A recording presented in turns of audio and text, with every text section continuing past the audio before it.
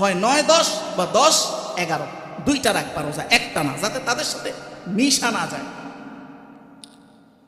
তাহলে এই ঘটনাটাও ঘটল আশুরার 10ম তারিখে, এবং ফেরাউন 400 বছরের তার যে আঞ্চলিক সুপার পাওয়ার, এইটা ধ্বংস হয়, আল্লাহ ধ্বংস করেন এই 10ম তারিখে, অর্থাৎ আশুরার 10ম তারিখে।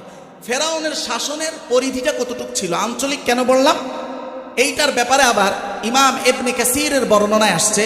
ইমাম ইবনে কাসিরের লিখিত কিতাব কসাসুল আম্বিয়া এর 123 নং পৃষ্ঠার বর্ণনায় উনি বলেন, কানাত মামলাকাতু ফিরাউন, ফেরাউনের রাজত্ব ছিল, কানাত মামলাকাতু ফিরাউন, ফেরাউনের রাজত্ব ছিল মিনাশ শামি ইলা নুবা, শাম থেকে নুবা নামক স্থান পর্যন্ত, ওয়া মিনাল বাহরিল আহমারি ইলা হুদুদি লিবিয়া, লিবিয়া আজকের যে লিবিয়া আর কি, এটার সীমান্ত পর্যন্ত, কোন জায়গা থেকে, লোহিত সাগর থেকে এটার সীমানা পর্যন্ত ফেরাউনের রাজত্ব ছিল।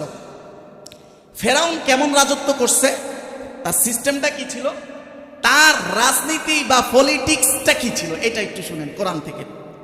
ফেরাউনের পলিটিক্স ছিল, যেটা কোরআনে আল্লাহ তাআলা সূরা কসাসের আয়াত নং 4 বর্ণনায় বলেছেন। আল্লাহ বলেন,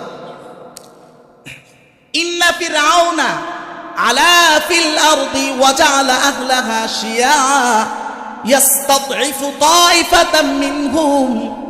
ফেরাউনের পলিটিক্স বা রাজনীতি ছিল, আল্লাহ বলেন ফেরাউনের সিস্টেম ছিল, সে সর্বপ্রথম সে নিজেকে পৃথিবীর শ্রেষ্ঠ দাবি করেছে, এমনকি খোদা, নিজেকে শ্রেষ্ঠ দাবি, এক নাম্বার, আমার চেয়ে শ্রেষ্ঠ কেউ নাই। 2 নাম্বার, এটা হলো তার নিজের ক্ষেত্রে। অন্যের ক্ষেত্রে সে, তার রাজনীতিটা ছিল, সে সমাজের মানুষকে দলে দলে বিভক্ত, ডিভাইড করে দিত, দলে দলে বিভক্ত করে দিত। তো বিভক্ত করলে ফায়দা কি, ফায়দা হলো মানুষ দুর্বল হয়ে যায়, তার বিরুদ্ধে ঐক্যবদ্ধ হয়ে তাকে অপসারণ করার মতো মানুষের মধ্যে ক্ষমতা থাইকেও আর থাকে না। এটা ছিল ফেরাউনের রাজনৈতিক 1 নাম্বার তরিকা। 2 নাম্বার, আল্লাহ বলতেছেন ইয়াস্তাদঈফু তাইফাতাম মিনহুম, 2 নাম্বার, বিশেষ একটা দলকে ফেরাউন সর্বোচ্চ দুর্বল বানাইয়া রাখত। কোন দল সেটা, ঐতিহাসিকভাবে জানা যায় ওই সময়ের তাওহীদ একাত্মবাদের প্রতি যাদের বিশ্বাস ছিল, মানে তাওহীদপন্থী যারা ছিল, তাদেরকে ফেরাউন সর্বোচ্চ ডমিনেট করেছে, মানে সর্বোচ্চ পর্যায়ে তাদেরকে দমায়া রাখছে ফেরাউন। এখন আপনি দেখেন, এইটা কি আধুনিক বিশ্বে বলা হয়, আধুনিক বিশ্বের ভাষায় বলা হয় ডিভাইড অ্যান্ড রুল। এই যে ফেরাউনের নীতিটা আছে না, যে মানুষকে দলে দলে বিভক্ত করে দাও, শক্তি কমে যাবে, এরপরে তুমি আগ্রাসন চালাইতে পারবা। 2 নাম্বার, বিশেষ একটা দলকে একেবারেই নাস্তানাবুদ করে এর মাথায় উড়াইতে দিবা না। আপনি দেখেন আজকের বিশ্বে আজ অবধি পর্যন্ত ওই নীতিতেই পশ্চিমারা সারা মুসলিম বিশ্বগুলো কন্ট্রোল করতেছে। খেয়াল করেন আপনি, আমরা আগে এই আয়াত যে এই মর্ম বুঝাইতেছে, এটা আমি তো আগেও আয়াত পড়ছি, তাফসিরে পড়ছি, তরজমা পড়ছি, এইভাবে বুঝে আসে নাই আগে, যে এটাই তো হলো ডিভাইড অ্যান্ড রুল। দলে দলে বিভক্ত করে দাও, মানুষের মধ্যে বিভক্তি সৃষ্টি করে দাও, আর তাওহীদপন্থী দল যেটা থাকবে ওইটাকে সর্বোচ্চ করে, ওটাতে করে স্পেসই দিবা না। আজকের বিগত একেবারে শুরুর থেকে নিয়ে বাংলাদেশের পরিস্থিতি কি আপনি মিলহান, এটাই তাওহীদপন্থী দল কখনোই কোনো স্পেসই পায় না। আর মানুষের মধ্যে বিভিন্ন নামে বেনামে আমরা কিন্তু দলে দলে বিভক্ত। এটাই হলো সর্বপ্রথম পৃথিবীতে এই রুলস নিয়ে আসে কে, ফেরাউন। আল্লাহ বলতেছেন সূরা কসাস আয়াত নং 4, দেখে নেবেন সময় হইলে। তাইলে এটা হচ্ছে ফেরাউনের মূলনীতি, আর সেই মূলনীতিতে আজও পৃথিবীর মুসলমানরা আগ্রাসনের শিকার। কিন্তু যেহেতু তারা কোরআনের সাথে আমাদের সম্পর্ক কম, সেহেতু আমরা এগুলোর গভীরতা বুঝি না, আমরা মনে করি এটাই মনে হয় একটা নিয়ম। এই ঘটনাটাও এই ফেরাউন নামক জালেমের খতম হয়েছে যেই দিন, ওই দিনটা ছিল আশুরার 10ম তারিখ। বলেন না সুবহানাল্লাহ। এই গেল দুইটা রাজনৈতিক ঘটনা। 3 নাম্বার রাজনৈতিক ঘটনা যা এই দিনের সাথে সম্পর্কিত, ওইটা তো পুরা ওয়ার্ল্ড অর্ডারকে পরিবর্তন করে দিছে। সেটা হলো নূহ আলাইহিস সালাতু ওয়াস সালামের ঘটনা। আল্লাহ কি বলে দেখেন, সূরাতুল হুদ আয়াত নং 44 আল্লাহ বলেন, ওয়াকিলা ইয়া আরদু বিলঈ মাআকি ওয়া ইয়া সামাউ আqli'i ওয়া গীদাল মা ওয়া কুদিয়াল আমরু ওয়াস্তাওয়াত আলাল জুদি। নূহ আলাইহিস সালাতু ওয়াস সালামের কিস্তি মিস্ত্রি আছিল নূহ, আর ইঞ্জিনিয়ার আছিল কে? আল্লাহ তাআলা। এই কিস্তি যখন বানানো হইল, আল্লাহ যখন গজব দিল, এই গজবে পুরা পৃথিবীর বিশ্ব ব্যবস্থা শেষ হয়ে গেল, ধ্বংস হয়ে গেল। শুধু কিস্তিতে যা ছিল তারাই বাঁচছে। এই গজব যেদিন শেষ হইল, তখন আল্লাহ জমিনকে আদেশ করল। আল্লাহ জমিনকে আদেশ করলেন, তুমি তোমার পানি যেটা, এটা কিন্তু দুই দিক থেকে পানি আসছে, আসমান থেকেও পানি বর্ষণ হয়েছে, জমিন থেকে। তারা এই কোরআনই এটা আছে যে অফারত তান্নুর, তান্নুর মানে হলো চুলা, ফারা ইয়াফুরু মানে হলো ফুয়ারা হয়ে উঠা, মানে ভুলকায় পানি উঠা। প্রত্যেকটা চুলা থেকে তারা তখন দেখছে যে পানি উঠতেছে, গদা থেকে গর্ত থেকে পানি উঠতেছে। তো দুই জায়গার থেকে আল্লাহ কিন্তু পানিটা দিচ্ছে, উপর থেকে নিচ থেকে। তো যেহেতু পানিটা দুই জায়গা থেকে আসছে, তা আল্লাহ তাআলা জমিনকে আদেশ করলেন, তুমি তোমার পানির অংশটুকু গিলে ফেলো। বলেন না সুবহানাল্লাহ। আর আসমানকে বললেন, তুমি ক্ষান্ত হয়ে যাও, তুমি থেমে যাও, বৃষ্টি বর্ষণ থামায়া দাও। এরপরে হযরতে নূহ আলাইহিস সালাতু ওয়াস সালাম তো অনেক, এই পানিটা এত হয়েছে যে সমস্ত পাহাড় ডুবে গেছে। নূহ আলাইহিস সালামের ছেলে কিন্তু বলছিল, ওই যে কেনান, সে কিন্তু বলছিল যে, এর আগের আয়াতে আল্লাহ বলতেছেন, এটা কত 44 না, তাহলে এর আগেরটা 43 নং আয়াতে আল্লাহ তাআলা বলতেছেন তার ছেলের কথা। বলছে, তুমি ঈমান আইনা নৌকাতে উঠা যাও। সে উঠে নাই। সে বলছে, সাআউই ইলা জাবালিন, বাবা আমি আশ্রয় নিব পাহাড়ে। তখন নূহ বলেছেন যে আজকে পাহাড়ে আশ্রয় নিয়েও কেউ বাঁচতে পারবে না, শুধু যাকে আল্লাহ রহমত করবেন সেই বাঁচতে পারবে। সে কিন্তু পাহাড়ে উঠছিল, কিন্তু বাঁচতে পারে নাই। তো পানি তো অনেক উপরে ছিল। তখন যখন পানি কইমা গেল, সর্বপ্রথম নূহের নৌকাটা যেই জায়গায় থামছে, ওটা কিন্তু জমিন না, ওটা কিন্তু পাহাড়। কোন পাহাড়? আল্লাহ বলতেছেন ওয়াস্তাওয়াত আলাল জুদি। আল্লাহ বলেন জুদি নামক পাহাড়ে হযরতে নূহের নৌকাটা থামলো। মানে হযরতে নূহ সমস্ত পৃথিবীর আগের সব নিয়ম কানুন ধ্বংস হয়ে গেল।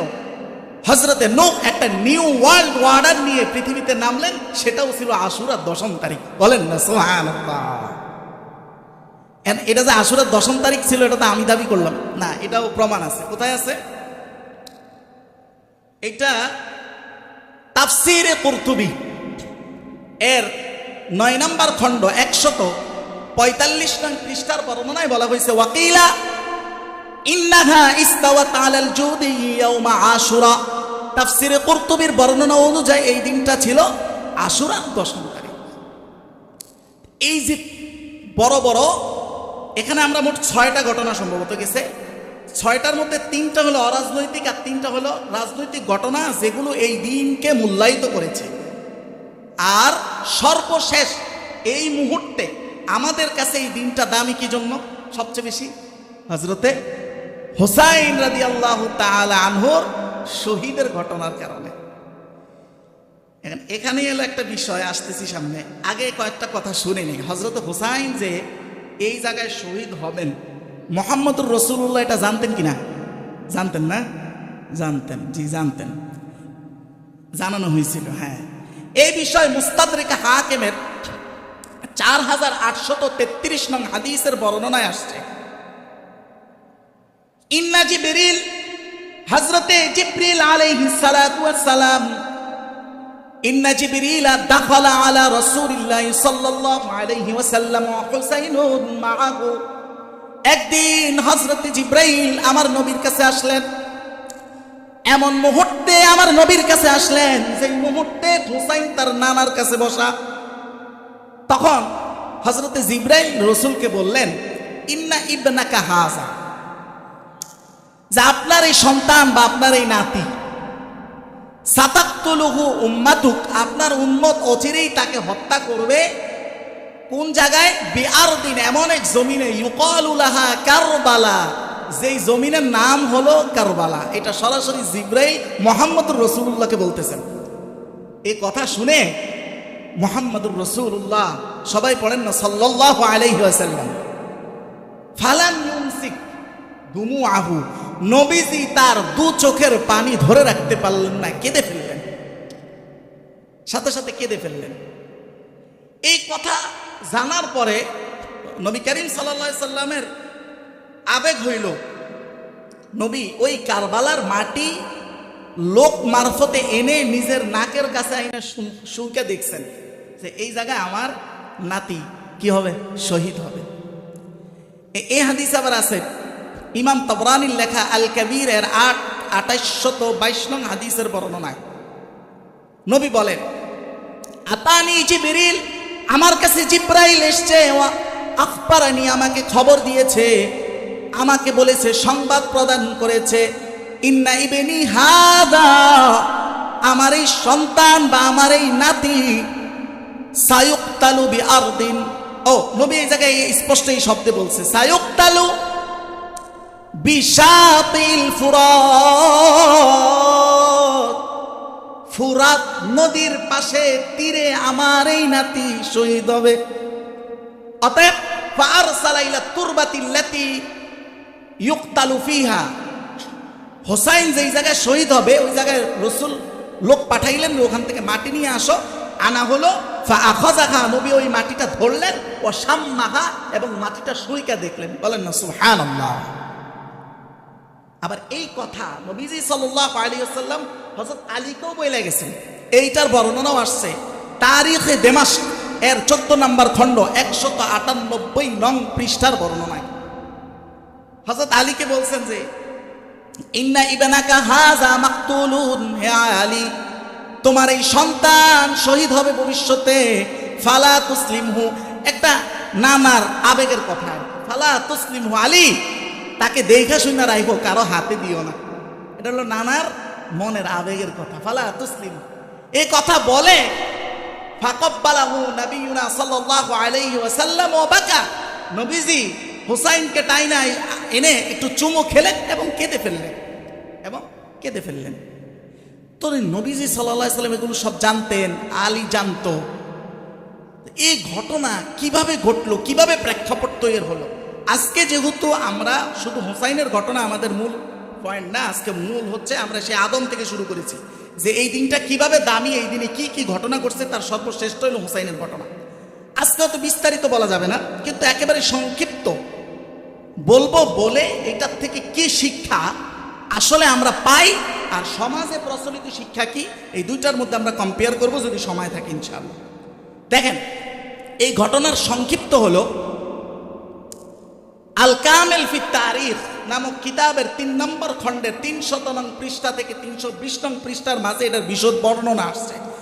এর একেবারে সংক্ষিপ্ত কথা হলো, ফালাম্মা ইস্তাসলামা আল খলিফাতুর রাবি আলী ইবনে আবি তালিব আল হুকমা, যখন হযরত ওসমান রাদিয়াল্লাহু তাআলা আনহু শহীদ হলেন। কেন শহীদ হলেন, কারা শহীদ করলো, এটা অনেক ঘটনা আছে, আজকে এগুলো বলবো না, এটি সামনে বলবো অন্য সময়। যখন তিনি শহীদ হলেন তখন ওনাকে, ওনার এই যারা শহীদ করেছে এইটার বিচারের দাবিতে হযরতে মুআবিয়া রাদিয়াল্লাহু তাআলা আনহু এবং শামবাসী তারা বলল যে আমরা কেন্দ্রীয় ক্ষমতা পাকাপোক্ত করব, পরে আগে এটার বিচার হতে হবে। যেমন আমাদের দেশে বিচারের আগে নির্বাচন নাই, বলেন এরকম একটা ব্যাপার ঘটছে। আলী রাদিয়াল্লাহু তাআলা আনহু যখন কেন্দ্রীয় শাসনে আসলেন তখন প্রাদেশিক শাসন, কোন প্রদেশ, অর্থাৎ শামের শাসক ছিল হযরতে মুআবিয়া রাদিয়াল্লাহু তাআলা, অর্থাৎ ইয়াজিদের বাবা। তো উনি কে ছিলেন? অনেকে ইয়াজিদের সাথে মুআবিয়া রাদিয়াল্লাহু তাআলা আনহুকেও আমরা বাংলায় বলি মুআবিয়া, আর কি আরবিতে মুআবিয়া। তো ইয়াজিদের সাথে হযরতে মুআবিয়াকেও একত্রিত করে ফেলে, এটা মারাত্মক ভুল। কেন ভুল, এটা সামনে আসবো, আমি বলতেছি। 1 নম্বর শুনে, হযরতে মুআবিয়া রাদিয়াল্লাহু তাআলা কে ছিলেন জানেন? তিনি ছিলেন কাতেবে ওয়াহী। কাতেবে ওয়াহী মানে নবী করিম সাল্লাল্লাহু আলাইহি সাল্লামের উপর যে কোরআন নাজিল হইতো এটার অনেকের উপরে লেখার দায়িত্ব ছিল, এর মধ্যে উনি একজন। বলেন না সুবহানাল্লাহ। তো উনি দেখেন এত বড় কাজের দায়িত্ব যিনি পেয়েছেন, তিনি যদি বিশ্বস্ত সাহাবী না হন যার সাথে আল্লাহর ওহির সম্পর্ক, তিনি কি এমন ব্যক্তিকে এমন কাজের দায়িত্ব দিতে পারেন? তার মানে তিনি বিশ্বস্ত এবং জলিলুল কদর সাহাবী, এতে কোনো সন্দেহ নেই। এখন আপনার ছেলের কথা যদি বলেন, তো এই কেনানের বিষয় নিয়ে আপনি নূহ কি বলবেন? বলার আছে কিছু? নূহ যে নবী, এটাতে কোনো সন্দেহ আছে? বুঝতেছেন না মনে হয়? নূহ আলাইহিস সালাতু ওয়াস সালাম যে আল্লাহর পয়গম্বর, এটাতে কোনো সন্দেহ আছে? তো ওনার ছেলে কি কাফের? ঠিক না? তো এখন ঘটনা হয়েছে, যখন হযরতে আলী রাদিয়াল্লাহু তাআলা ক্ষমতায় আসলেন, তখন মুআবিয়া রাদিয়াল্লাহু তাআলা এবং শামের বাসিন্দা যারা ছিল তারা বলল, হযরতে ওসমানের হত্যার বিচার হওয়ার আগ পর্যন্ত আমরা কোনো কেন্দ্রীয় শাসনই মানি না। এই হলো প্যাস। আর আলী রাদিয়াল্লাহু তাআলা আনহু বললেন যে না, আগে কেন্দ্রীয় শাসন সুসংহত হোক, তারপরে আমরা আস্তে ধীরে এটার বিচার করব। এই দ্বন্দ্ব লেগে গেছে এই দুইটা জিনিস নিয়ে। এই দ্বন্দ্ব এতই প্রকট হয়েছে পরবর্তীতে, এটা ওনাদের কারণে প্রকট হয়েছে তা না, ওই যেই কারণে প্রকট হয়েছে আজও সেই কারণ বিদ্যমান, সেটা হলো মুসলমান দামধারী মুনাফিক। আজও সেই কারণই বিদ্যমান। কারণ আজকে যেহেতু সময় অল্প বলবো না, অন্য সময় এটার আরো বিস্তারিত বলবো, সংক্ষিপ্ত শুনে। এই কারণকে সামনে নিয়ে কয়েকটা যুদ্ধ পর্যন্ত বড় বড় সংগঠিত হয়ে গেছে। এখন এই যে আমরা আহলে সুন্নাহ ওয়াল জামাত বলি, এইটার অনেক পরিচয় আছে, তার একেবারে সংক্ষিপ্ত একটা পরিচয় আজকে নেন। আহলে সুন্নাহ ওয়াল জামাত মনে হয় আমরা অনেকে মনে করি 1.5 থেকে 200 বছরের মধ্যে ভারতে আমাদের যে কিছু ঘরানা তৈরি হয়েছে, দেওবন্দি, বেরলভী, আমরা অনেকে মনে করি এইটার মধ্যে কোনো একটা মনে হয় আহলে সুন্নাহ ওয়াল জামাত, কারণ এরা একজন আরেকজনকে সঠিকভাবে মুসলমানই মনে করে না। বেরলভীরা এদেরকে বলে ওয়াহাবি, আর এরা বলে ভণ্ড, তো এরকম একটা প্যাস। আর ওরা নিজেদেরকে এককভাবে শুধু সুন্নি দাবি করে। কথা কি বুঝতে পারছেন? তবে আহলে সুন্নাহ ওয়াল জামাত কোনটা? এই এখান থেকে আহলে সুন্নাহ ওয়াল জামাতের মূল টার্নিং পয়েন্টটা এখানে। কোন জায়গায়? এই যে মুআবিয়া রাদিয়াল্লাহু তাআলা আনহুর মাঝে আর আলীর মাঝে কি হয়ে গেল? পার্থক্য হয়ে গেল, মতানৈক্য হয়ে গেল। তখন একটা দল শুধু আলীর পক্ষ নিল, আর হযরতে মুআবিয়ার সাথে যারা ছিল সবাইকে তারা কাফের মনে করে, বা তারা বাতিল মনে করে। অসংখ্য সাহাবীকে তারা কাফের মনে করে। এই দলটাই পরবর্তীতে শিয়া হিসাবে আত্মপ্রকাশ করে। আর যারা বলছে আমরা মুআবিয়াকেও মানি, আমরা হযরত আলীকেও মানি, আমরা কোনো সাহাবীদের সাথে কোনো শত্রুতা নাই, প্রত্যেক সাহাবীকেই আমরা তার স্ব স্থানে ব্যাখ্যা সাপেক্ষে সঠিক মনে করি, এরাই হলো আহলে সুন্নাহ ওয়াল জামাত। এটা হলো বৃহত্তম আহলে সুন্নাহ ওয়াল জামাত। মানে আপনি শিয়া বাদ দিলে পৃথিবীর অধিকাংশ সবাই আহলে সুন্নাহ ওয়াল জামাত। কথা কি বুঝাইতে পারছি?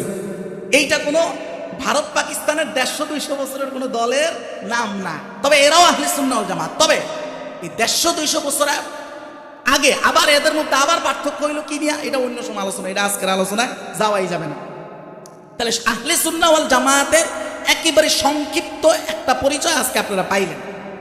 শিয়া বহির্ভূত যারা আছে বেশিরভাগই কি সবাই আহলে সুন্নাহ ওয়াল জামাত।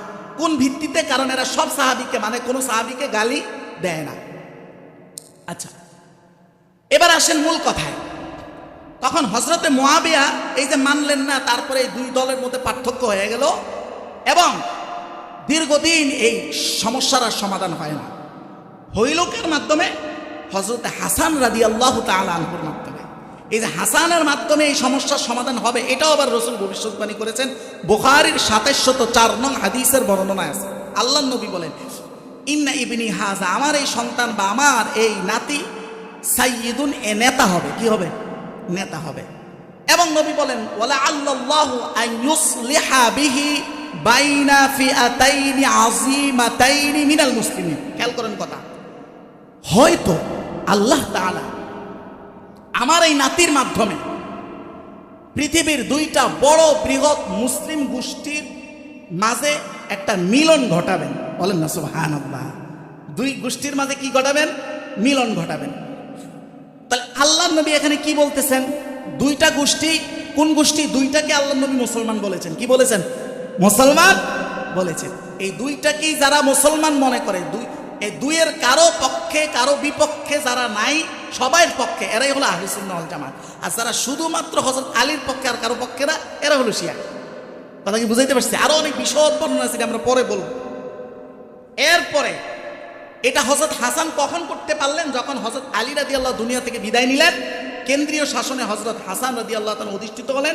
তখন তিনি হযরতে মুআবিয়াকে বললেন, চাচা আর কতকাল এগুলো নিয়ে ঝামেলা হইব, এগুলো মিটে আনেন, আমি কেন্দ্রীয় শাসন ছেড়ে দিই, আপনি কেন্দ্রীয় শাসনে চলে আসেন, আপনি আমার থেকে যোগ্য মুরব্বী, আমি ছেড়ে দিই। উনি কেন্দ্রীয় শাসন ছেড়ে দিলেন, হযরত মুআবিয়া আসলেন কেন্দ্রীয় শাসনে। তারপরে ইসলামের আরো অনেক বিস্তৃতি ঘটেছে, যেমনটা ঘটেছিল হযরত ওমরের সময়। ইসলামের আরো অনেক উন্নতি সাধন হয়েছে। তারপরে এক সময় আসলো হযরত মুআবিয়া দুনিয়া থেকে চলে গেলেন।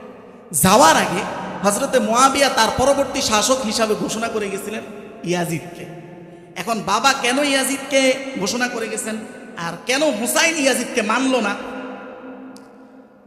এই ব্যাপারে তাফসিরে তারিখে তাবারির 5 নম্বর খণ্ড 352 নং পৃষ্ঠার বর্ণনা আসছে। হযরত হুসাইন রাদিয়াল্লাহু তাআলা বললেন যে মিসলি লা ইউবাইউ মিসলাহু, যে আমার মতো মানুষ, এর মতো মানুষের খেলাফত, এর মতো মানুষের শাসন কার্য আমি মাইনা নিব না, শাসক হিসেবে আমি একে মানব না। কেন? হুসাইনের দৃষ্টিতে ইয়াজিদ ভালো লোক ছিল না। এখন একটা প্রশ্ন আসতে পারে যে তাহলে এত বড় জলিলুল কদর সাহাবী মুআবিয়া বুঝলো না, হুসাইন এটা বুঝলো কিভাবে? এটা সম্ভব। কিভাবে সম্ভব? কারণ আমরাও আমাদের ব্যক্তিগত জীবনে অনেক এরকম দোষ ত্রুটি থাকে, যেগুলো আমাদের বাবা মায়ের কাছে প্রকাশিত না, কিন্তু বন্ধু মহলে এগুলো কিন্তু প্রকাশিত হয় না। আছে না এরকম ব্যাপার? হয় না? এখন হতে পারে হযরতে মুআবিয়া উনি ওনার ছেলেকে ওইভাবে চিনতেন না, উনি ওনার ছেলেকে ভালোই মনে করছেন, এই জন্য উনি ঘোষণা করে গেছেন।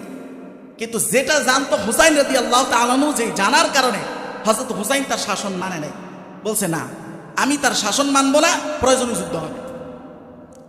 তো হুসাইন রাদিয়াল্লাহু তাআলা সরাসরি যুদ্ধের ঘোষণাও দেন নাই। কেন হযরত হুসাইন ছিল মদিনাতে, ওখান থেকে তিনি কুফায় গেলেন কেন? এই বিষয়ে তারিখে তাবারি 5 নম্বর খণ্ড 373 নং পৃষ্ঠার বর্ণনা আছে। কুফাবাসী হযরতে হুসাইনের কাছে চিঠি লিখছে, লেখা বলছে যে আপনি আসেন, আমরা ইয়াজিদকে বাদ দিয়া আপনাকে কেন্দ্রীয় শাসনে অধিষ্ঠিত করব, এবং তাকে ওয়াদা করছে আমরা আপনার পাশে থাকবো, সাহায্য করব। এই ওয়াদা যারা করছিল, এদের এক গ্রুপ সত্যি সত্যি মন থেকে ওয়াদা করেছে, তারা অপর গ্রুপের হাতে হুসাইন আসার আগেই শহীদ হয়ে গেছে। চিঠিটা যে লিখছে সেও এর আগেই শহীদ হয়ে গেছে। আর বাকি যারা ছিল, এদের মূল উদ্দেশ্য ছিল হযরত হুসাইনকে ডাইরেক্ট হত্যা করা উদ্দেশ্য ছিল না। উদ্দেশ্যটা মূলত ছিল তাকে জোর করে এটা মানানো, খেলাফতের বায়াত নেওয়া। কি নেওয়া? বায়াত নেওয়া। কিন্তু পরবর্তীতে এটা যখন বাড়াবাড়ি পর্যায়ে গিয়া এক পর্যায়ে তারা হযরত হুসাইনকে হত্যা করে বসে, বলেন না নাউজুবিল্লাহ। এই ঘটনা ঘটার পরে এরপরে তো ইয়াজিদের বহুত কুকর্ম প্রকাশ পাইছে। আসলেই সে যে অযোগ্য ছিল এই ক্ষমতার জন্য। এখন বলেন তো, এতক্ষণ যা শুনলেন, এইবার আমার উত্তর দেন, হযরত হুসাইনের এই ঘটনাটা কি রাজনৈতিক না অরাজনৈতিক? হ্যাঁ, রাজনৈতিক, শিওর। হ্যাঁ, এখন এটাই হচ্ছে সমস্যা, যে আমাদের সমাজে যেহেতু আমরা আলোচনা বিশ্লেষণমূলক না, মনোরঞ্জনমূলক আলোচনা করি, যার কারণে দেখেন হযরতে হুসাইনের এই ঘটনা যে একটা রাজনৈতিক ঘটনা, এটা কিন্তু আমরা সাধারণ মানুষ অ্যাভেলেবেল মনে করি না। মনে করি? আপনার কি মনে হয়?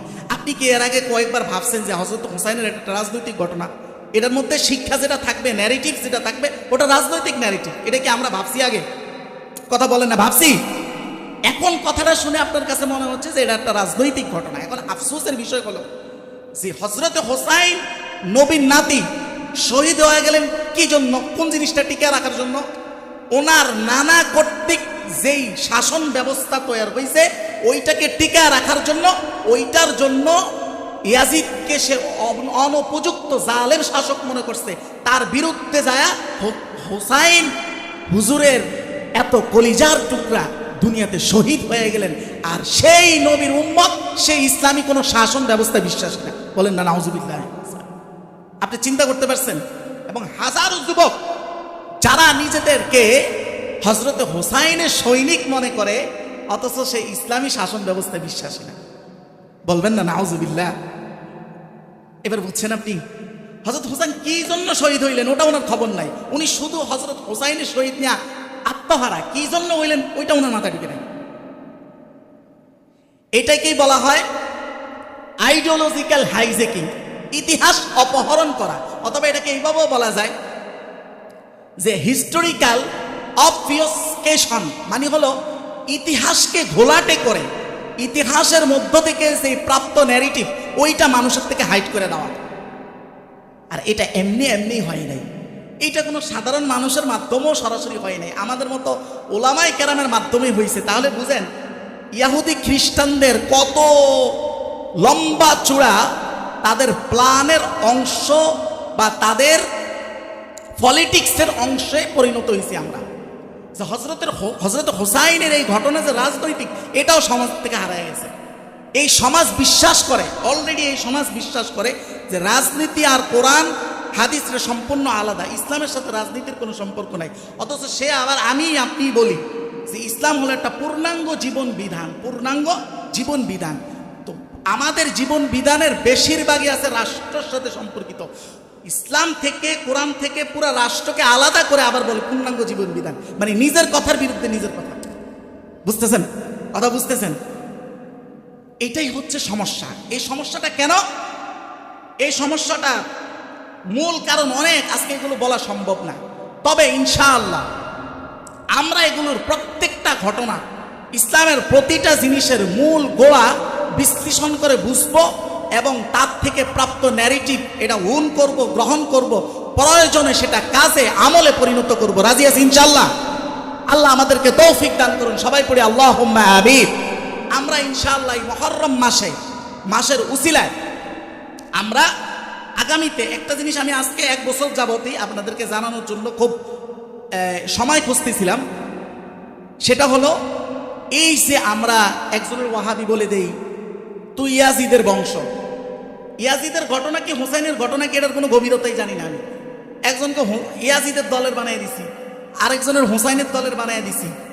এখন হোসাইনের দলের যে হোসাইনের আন্দোলন ছিল নবী কর্তৃক কোরআনী শাসন ব্যবস্থার আন্দোলন, যার যেই যুবকের কোরআনী শাসন ব্যবস্থার আন্দোলনের সাথে তার কোনো সম্পর্ক নাই, সে মনে করে সে হোসাইনের লোক।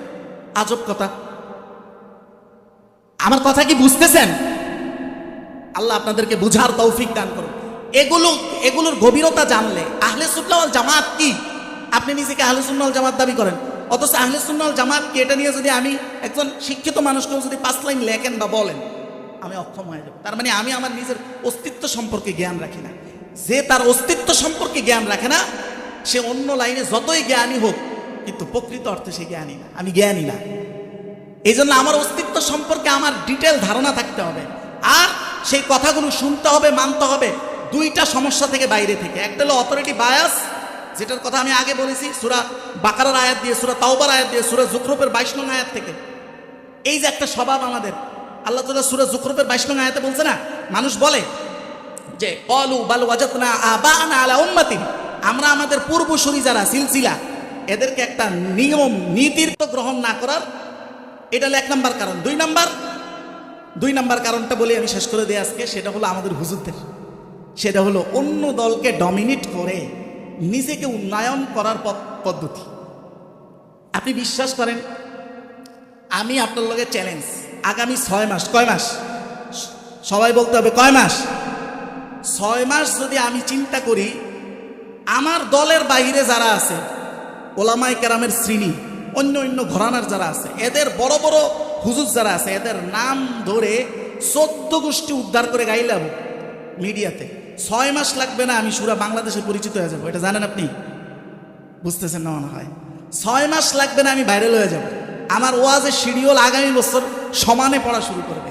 এটা হচ্ছে দ্বিতীয় কারণ। এই যে আমাদের ধর্মীয় দ্বন্দ্ব লাগিয়ে রাখে না, এটা 2টাই কারণ। একটা হলো অথরিটি বায়াস, 2 নম্বর হচ্ছে অন্যকে ডমিনেট করে নিজেকে উন্নত করা, নিজেকে হাইলাইট করা। এটা একটা সহজ পদ্ধতি।